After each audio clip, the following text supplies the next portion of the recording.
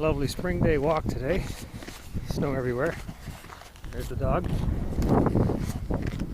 Anyway, it's mid-April almost, and I'm going to complete an interview I did with Edge of Paradise about a year ago.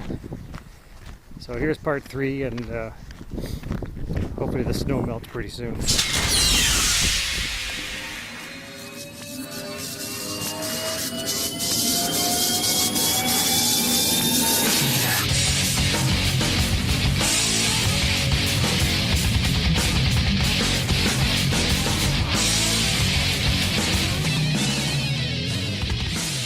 Because we teach at this Rock Nation place, and it's basically like a school for people that want to be in the rock band, so it's pretty chaotic here, and we teach at the same time, so it kind of works out, but... Oh, that's good. Yeah. And they have good cool. teachers too, right? Hey, I'm back. Where did you go? I thought you were there all along, Dave. Want to get a candy. Yeah, I had to go get something to eat. We're at a music school we teach at. Do you teach guitar, Dave, or do you teach other things? Well, I teach guitar. Yeah, that's kind of what I've been doing for a number of years now. It's I guess it's a thing, but that was a lucky guess on my part. And Margarita, do you teach vocals? Is that a safe guess? Yeah, I teach vocals. I teach piano too.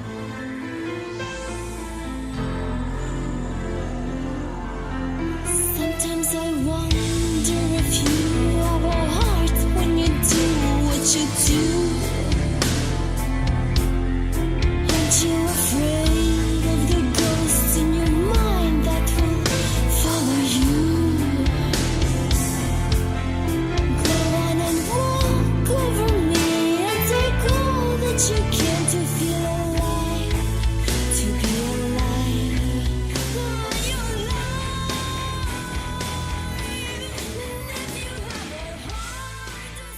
Well, and Edge of Paradise is it's been moving kind of fast, hasn't it? Like, did you guys get together in 2010 or 2011? Yeah. Yep. I think we started working because she had found me with this producer, and she was doing a song, so I went in and I played on that song, and it seemed like the song, for some reason, the guy took like 3 months to do one song. So finally I was getting fed up, and I'm like, you need to start doing my songs, we'll move forward. And we had played some shows for the producer, and it ended up working out where as soon as we got done, and he was really trying to put off getting the song done, I think, because he knew we had other plans. So I was like, we're going to get this song done, we're going to jump right into recording songs. And I already had a lot of material, so immediately we just went right into the studio, and I guess that would be the end of 2010, and we just started recording, and we did that pretty loyal for like maybe a month and a half, and we emerged with the Mask CD.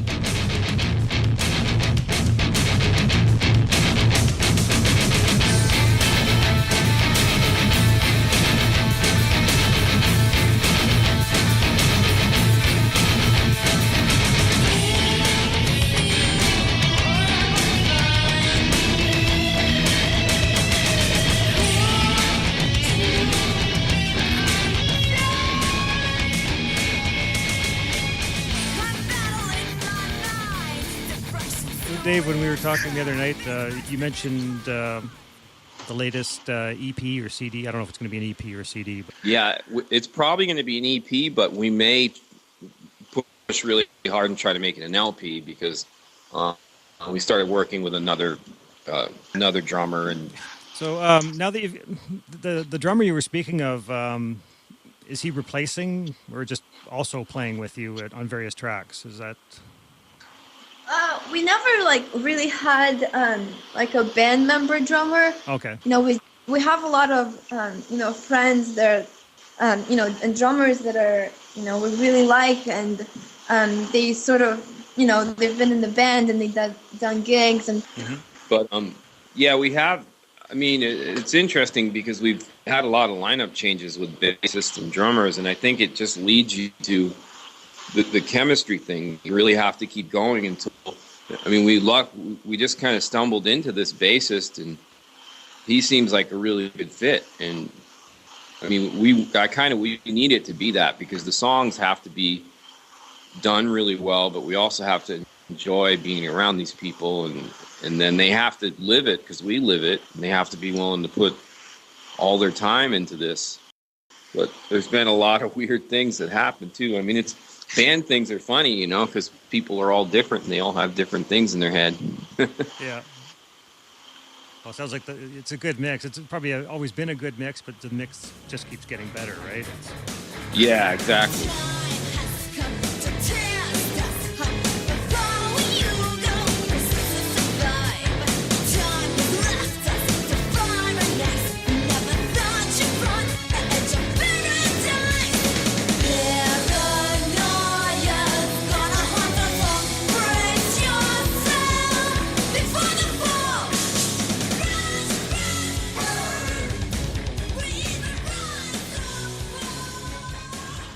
Have you found like all the social networking tools that are out there, all the websites you can create? Have you found that's really helped with meeting people and getting connections and getting your music out there? Yeah, I mean, it doesn't hurt, but it's really oversaturated, you know, with all the social media that's out there. It's easy to get lost. Yeah.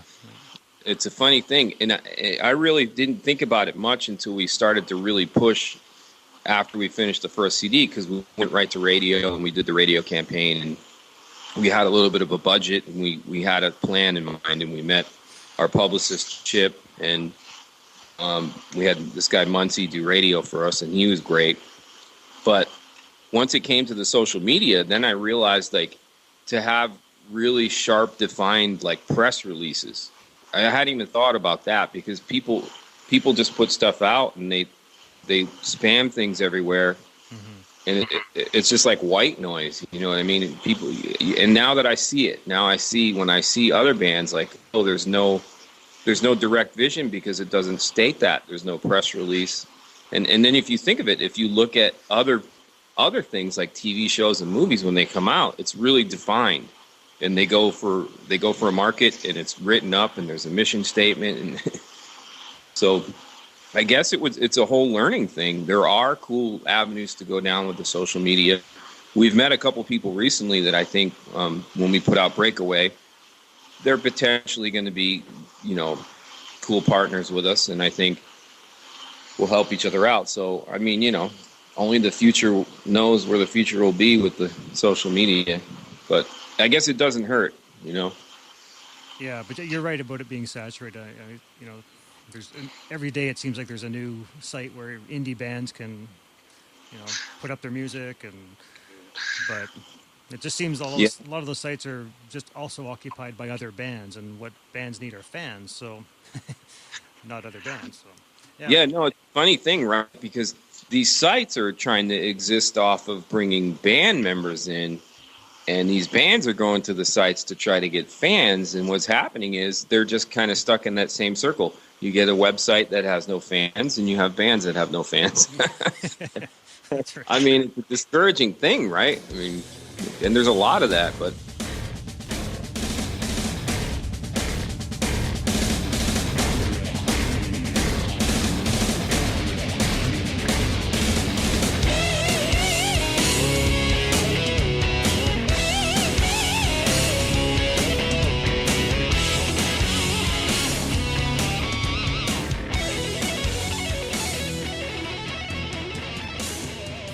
Actually, like, going back to that other question really quick, like, I think it's really cool that there's so many people and sites out there that, you know, that are open to music, because, like, you know, like MTV or, I don't know, any of those other outlets,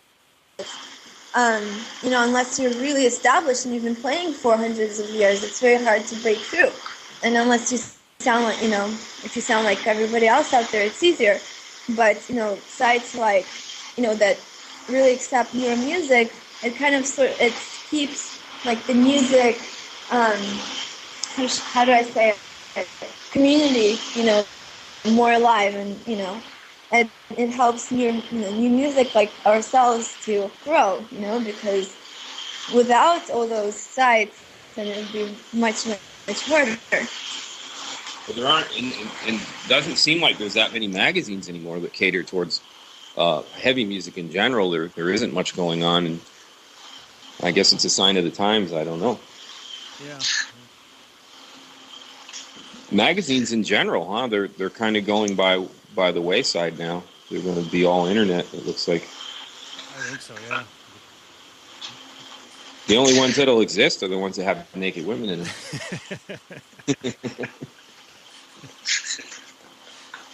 Where are you going? Oh, now she's leaving. Oh. No, she's back.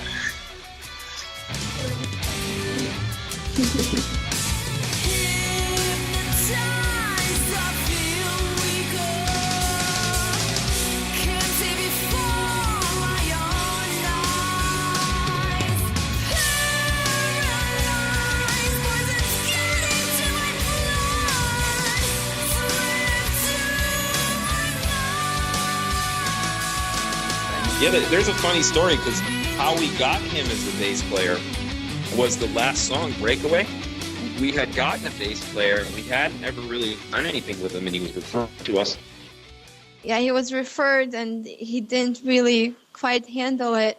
So they ended up playing bass. And the guy that we have now is actually, he's an assistant engineer at Bob Kulick's studio where we recorded. And he was like, hey, I play bass, and we kind of like, he was a really great guy, he's really cool to hang out with too, and he's a really good bass player and he sings.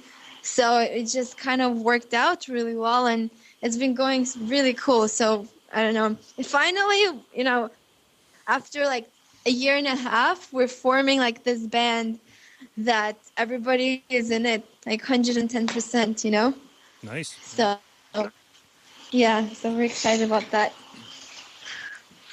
Yeah. Oh, and I told you we got a new drummer like a few days ago. A few days ago. Who, Okay. Is that? I know, right? Well, we've been talking to him for a while, and yeah, he's the one that played with Judas Priest. He played a tour with them all the way back in the 80s, but he's played with a lot of, he's been out there for a very long time, and he kind of took a step back from the industry. He has a really cool house. So, That's important. Yes. right? But we really needed somebody like him because he can really visualize the band and where we want to take it. And we're already thinking of how to better our show and how to make it more visual. And, he really gets the music and just what it means to be in a band, because it's not just about playing or making the music. It's about basically creating the world that people are going to want to be a part of, and it's really hard to find somebody, especially in LA, who really gets it and who's willing to put, basically their themselves, into it. Yeah, no, that's So that's great news for sure. Can you you just mentioned you were in Hawaii. That was like about a month ago or something, wasn't it? Or 6 weeks ago, or? Yeah, end of October we went to Hawaii to do and then we came back and did Breakaway, and then we went to Portland and Eugene and Washington. So we're keeping pretty busy, but. Yeah, what are some of the places where you've performed? Some of the venues maybe in that people might recognize. Well, one of the cool venues I really like that Mount Tabor Theater in the Portland, Oregon. It's it's like a place to go there they have a lot of really cool bands play there. Yeah, it's near Portland College too. Yeah, and Portland people are just really cool. They're really into music. Actually, in Hawaii, because Hawaii people, they don't get a lot of rock out there, and there's a lot of like metalheads, and rockers there that came out of nowhere. So that was really cool. Yeah, in Hawaii, we actually played like 3 places. We were supposed to play one, but we were hanging out the day before, and we were like, the drummer, I guess he wanted to play, so we went down the road and we found a club. It had to be maybe 2 blocks from where our condo was, and they let us come over and play over there, and then we went around the other side of the island. We went and played over there. So we had fun. I mean, It was a really cool place to play. And you got to enjoy the weather too. So that's Yeah, except for the tsunami that was supposed to happen when we were there. We were stuck on top of a mountain for like 6 hours, 7 hours. Oh yeah, I heard that. Yeah, one of your status updates or something mentioned that you were stuck in Hawaii, and I'm thinking, well, that's not a bad place to be stuck, really. But Yeah, no, it's a good place. When they're threatening that a tsunami is gonna like wipe you out. Yeah, not so good then. Yeah. They made us go up a mountain too, so we basically had to stay up there until they would let people back on the roads again. And our drummer was stuck in another island. Yeah, he was on Honolulu. So it was interesting.